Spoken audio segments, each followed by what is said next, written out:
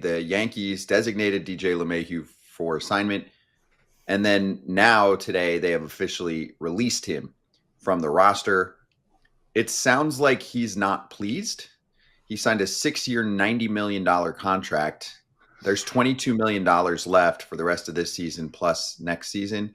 Important caveat, when they signed him, the winning bid was more in the 5-year range, close to that number. What the Yankees did with him was say, let's stretch it out. You'll have a much lower average annual value. It will help us going up against MLB's fight for a salary cap, which at the moment is called the the luxury tax number, which penalizes a team for going over that number. So the Yanks are like, help us out. Let's try and stay as close to under that number as possible or barely over that number. So I just want to reiterate that technically I look at this as the contract ending at the end of this year, even though he did have 1 year left on it. Would have been great, nice bonus if he could still kick it, but the Yankees do not deem him good enough to be on their roster. As Jazz moves to second, they don't want him at third. And we'll see if someone else picks him up. Yeah, but they're eating $22 million still. Even if you can try to say however you want to say that they added an extra year, but they're still eating $22 million for this year and next year. I disagree. So, you disagree? There's $22 million they're eating. How can you disagree? They $22 million. There's no disagreeing with that. Wait, can I just explain my side here? So 90. Let's say you go, hey, this player's worth $90 million over 5 years, right? That is the winning bid. The Yankees say, can we just make it 6? Because that'll be the end of your career, and we will pay much less money on the tax on a per year basis. So we deem you a 5-year 90 player, but we would like to make it a 690 because you'll be essentially done by then. And I mean, it looks like he is. He's done at that exact time period. So to me, it's like the money was already paid. Sometimes you look at that with these long-term deals, right? Trey Turner signed a 12-year contract, something like that. Do they think Trey Turner's going to be a star at 41 years old? He might not even be on the team, but it stretches the money out. So I just look at it as they got their value during that time period, or that's what they were paying for. I'm going to ask this question. Did they get the value out of DJ LeMahieu that they thought they were going to get when they signed this deal? Because if you look at his numbers over the length of the contract, he did not live up to what he did when he first got to the Yankees. I'm sorry. That's just the facts, right? So, no doubt. Yeah, every Yankee fan was super excited when they signed him. Now all the Yankee fans are super excited they got rid of him. Which one is it, Yankee fans? Can't have both, but I don't know. This sucks for DJ, but everyone, Father Time's undefeated. It catches everybody, and he's still making $22 million this year, next year. So if you want to ride off into the sunset, DJ, enjoy your money and go enjoy your family. But I don't know. I mean, it still sucks when guys get DFA'd and released late in their career. Does suck because he didn't want to leave yet. His body said he can't play third base. That was I was listening. We were driving home last night, and I was listening to The Fan, and Susan Waldman interviewed Brian Cashman, and sounds like DJ put up quite a fight. Sounds like he was like, but he was also honest with the team. Maybe sometimes you could be like, no, I can definitely play third. But DJ didn't do that. He said physically he could not, whatever the rigors of third base added to his body, he wasn't able to recover from that. He wasn't able to play every single day. So he was honest. Yankees made the move. He was a good, not great player for most of his career with Colorado, right? Very good defender. Wasn't putting up monster WAR numbers, and offensively, I mean, OPS was below league average every year with Colorado except for 2016. What, you're saying I'm off on one side or the other? I mean, you said he was good, not great. With Colorado, he was below average offensively every year except for 2016. When you look at his career, would you say he was a above average player? Hold on. I was going through the career arc. Then he signs with the Yankees for 2 years. And for those 2 years, one of them was a COVID year, so I get it. It was short. But he was a top 4 MVP finisher his first 2 years there, and obviously super clutch in the playoffs in 2019 for them. Then he signs the deal. After that time period, again, nice player on defense, but only had one season with the Yankees where he was above average offensively for them, 10% above average offensively for the Yankees in 2022. Besides that, below average. And then, the last couple of years, the body breaking down. So that's why Yankee fans look and they're like, damn, he was really good for us for a couple years, and the rest of the time, the contract wasn't worth it. I'm And gonna to go answer out your on- question, I'd say he was overall an above average player if you put the whole career together. On the whole career, yeah, I'm not knocking the whole career. Good player. and I'm just using his words. This is not my opinion. The Rockies did nothing to help players get ready for their games. When he came over, there was so much information given to him. He goes, and he doesn't say anything. He just has a big old lipper in pregame, and he's like, so much easier to hit when they tell you before the game, like, this is probably what they're going to throw. And you used to watch him. He used to sit breaking. He used to sit fastball, driving it to the opposite field, and when they throw a breaking ball to him and it was up in the zone, he would hammer it to left. Like professional hitters, and I felt like he was a above average hitter. Anybody that wins a batting title in 2 leagues, first one to do that, in 2 leagues, and then you come to a place where they say, hey, did you ever do this? Did you ever have pregame meetings that let you know what guys' percentages and tendencies are? And he's like, huh? He's like, yeah, I'd love it. What do you guys got? And he feasted. He feasted for a while. And, foot injuries, I haven't seen anybody but Albert Pujols come back from foot injuries and still be productive. Does he have a case, AJ, to be upset, or this is fine? If you can't play third where they need you to play, then you can't be on the team. I mean, I know he's personally upset, and a lot of times your ego gets in the way.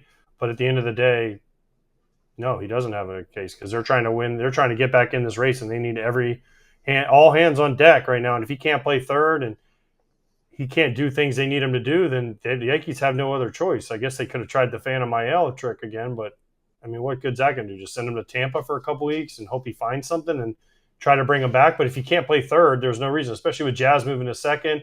You have a first baseman and Goldschmidt and Bellinger. They rotate through there nicely. Volpe's going to play shortstop.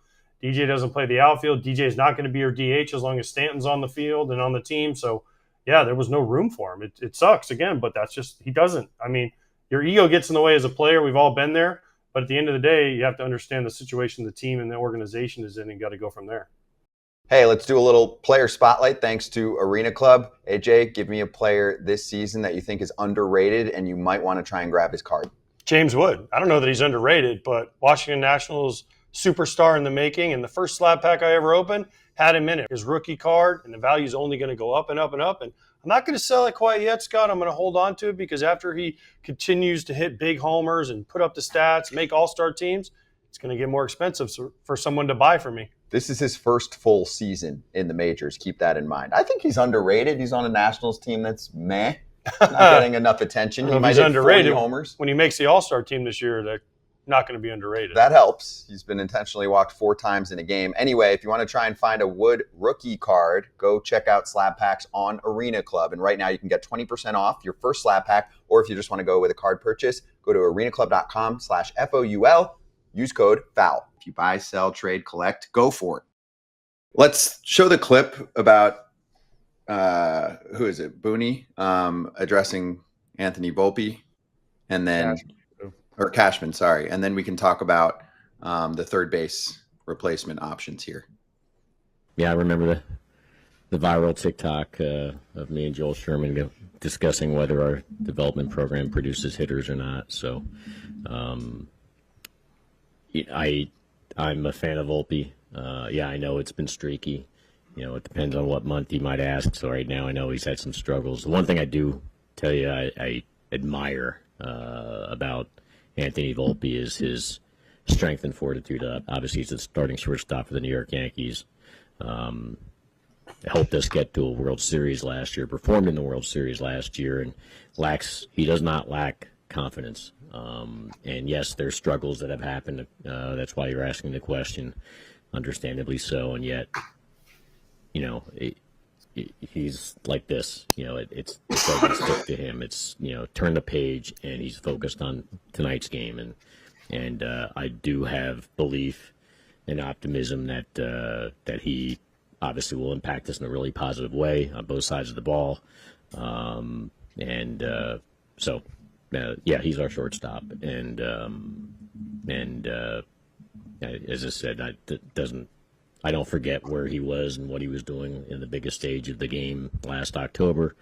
And yeah, despite the twists and turns of how this season currently is playing out, there's a lot of season left to be played. So I'm not counting him out. I know he's going to be part of the solution, and rather than the problem. Here's my thing with that. Yeah, that's great that you think this and that, but he's right on pace for where he's been for 3 years now. This is his third year in the big leagues.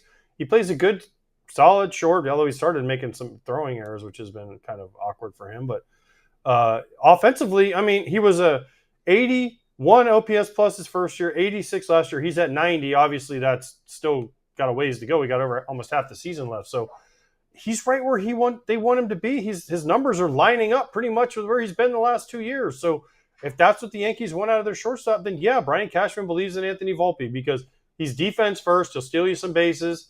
He'll get a hit every once in a while. Yeah, he's streaky, but when he goes bad, it goes bad. But this is what he is. This is what he's been for 3 years. It's not like, oh my gosh, he has a 140 OPS plus 1 year, and then he fell back down to 90. I mean, he's been around 80, mid-80s his whole career, so he's right where he's been. Some teams have prospects that get overhyped, and some teams have prospects that get underhyped. The Cardinals seem to be that team for years where you wouldn't hear about anyone, and then they would come out of nowhere and be great. The Yankees are on the other side of the spectrum. That has helped them with some trades too. No, Kratz, you disagree? I mean, for Volpe, hey, I live in the area or lived in the area. People were like, "Oh, we got the next Jeter coming up." I'm like, dude, hold up. But his defense has taken a little step back too. So right now, he's okay. I mean, he's about an average to a little slightly below average player right now. He's a big league shortstop. I'm going to go out and say it. I get it. He's got 11 errors. He's leading the league right now, or he's leading shortstops with the most errors right now at 11. To me, he's a big league shortstop. I think if the expectation is that you have a Jeter, you have a A-Rod, you have whatever shortstop like from the past. I guess A-Rod never played short for the Yankees, but you're not just going to have a superstar at every position. And I would say temper your expectations because this guy adds above average value to your team. Just don't expect him to hit 25, 30 homers. He's going to steal his 15 to 22 bags. He's going to play, to me, he plays great shortstop, but this year he's got a few errors. Maybe he is incredible the rest of the year and he ends with his 15 to 18 errors that, a slightly above average shortstop makes. Yeah. I mean, I think even for tempered expectations, he has not hit them yet. And he's young. It could still happen. But I think at this point, we know he's not going to be a superstar player. I think that's pretty safe to say. He's not going to all of a sudden. I bet he could make an all-star team. At some point in his career, I think he could make an all-star team. And you don't get rid of that. So I would tell Yankees fans, chillax. You got bigger issues than Anthony Volpe. Yeah, and then last thing, so on the third base replacement side for the Yanks, we actually talked about this a lot on yesterday's show. There's a video out there on YouTube too, so if you want to click into that and see our take on a Gino Suarez, maybe a Ryan McMahon buying low at this point since the offensive numbers are down for him, then you can check that out. And for LeMahieu, just give me a thumbs up or thumbs down while I read this. Do you think he latches on with another team? We've had a few jokes in the chat saying maybe he goes back to the Rockies. Joel Sherman said he was mainly hitting the ball hard, but on the ground, swinging and missing more than ever. Range at second was small. He's a pro who can help someone's bench. But for the Yankees, they have Stanton as DH only, 3 left-handed hitting catchers. LeMahieu made their bench way too inflexible, not versatile enough. You guys think he'll latch on with someone? Okay, I'll give you the thumbs up there too. You just hope it's not just a call from the Rockies or the White Sox or something like that, but we'll see what happens.